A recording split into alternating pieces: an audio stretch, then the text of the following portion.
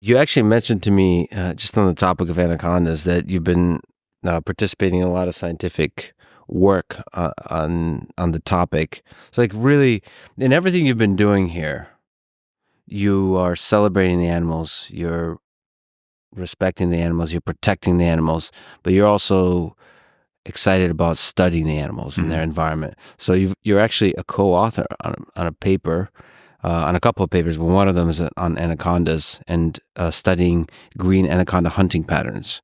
What's that about? So, the lead authors of that paper, Pat Champagne and Carter Payne, friends of mine, and what we started noticing for me began at that story I told you, where we were coming across the stream and we saw the anaconda had been positioned just below a culpa. And then other people began noticing that anacondas seemed to always be beneath these culpas where mammals were going to be coming. And that contrasted with what we knew about anacondas. Because what we understood about anacondas is that they're purely ambush predators and they don't pursue their prey. But what we began finding out here, and Pat led the process of amazing scientists. He worked with Acadia University for a long time, worked with us for a long time, and he was one of the first to put a transmitter in an anaconda right around here, and we were able to see their movements. And that's what these papers are showing, is that they actually do pursue their prey. They do move up and down using the streams as corridors through the forest. They actually do pursue their prey. They actually do seek out food. So, I mean, think about it. It's a giant anaconda. Obviously, it can't just sit in one spot. It has to put some work into it. And so they're using scent and they're using communication to use the streams. So you could be walking in the forest in a very shallow stream and see a sizable anaconda looking for a meal. So in the shallow stream, it moves not just in the water, but in the sand. Yeah. So it also likes to burrow a little bit. They burrow quite a bit. And so these large snakes operate subterranean more than we think. Interesting. Like there's times that you'll go with a tracker, you go with a telemetry set, and it'll say, like we'll be over the snake. The snake's underground. Snake has found either a recess under the sides of the stream. You saw it last night, where all the fish have their holes under the side of the stream. There was a 6-foot dwarf caiman right in the stream, right where we were standing. And he had his cave. He goes under there. They know. They have their system. Yeah, we walked by it. We walked by it. And he stuck his head out because he thought we'd gone. And then we turned around, and I just got a glimpse of him because I was in the front of the line. And he just went right back into his cave. You guys are not going to touch me. And so, yeah, with the anacondas, it's been really exciting. And in 2014, JJ and me and Mosin and Pat and Lee, we ended up catching what at the time was the record for Eunectes marinus scientifically measured. It was 18 feet 6 inches, 220 pounds, one of the largest female anacondas on record.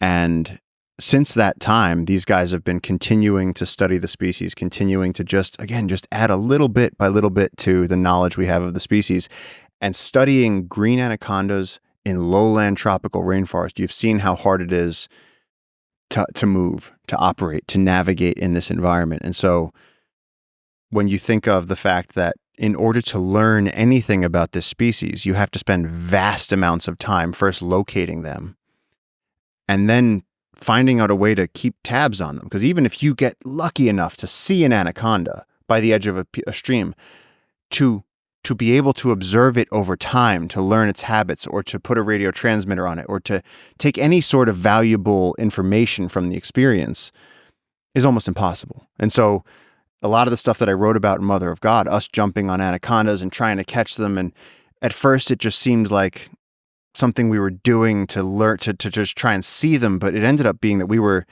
wildly trying to figure out methodology that would have scientific implications later on, because now it's allowing us to try and find the largest anacondas. And people used to say there's no way there's 25 foot, 27 foot. Well, there's just that video of the guy swimming with the 20-foot anaconda. And so now as we keep going, I'm going, well, maybe through drone identification, we could find where the largest anacondas are sitting on top of floating vegetation. And even then, how do we restrain them so that we could measure them and prove this to the world? It's sort of a side quest, but... So by doing these kinds of studies, you figure out how they move about the world, what motivates them in terms of when they hunt, where they hide in the world, as the size of the anaconda changes. So all of that, those are scientific studies. Yeah, I mean, look, there's so much that we don't know about this forest. We don't know what medicines are in this forest.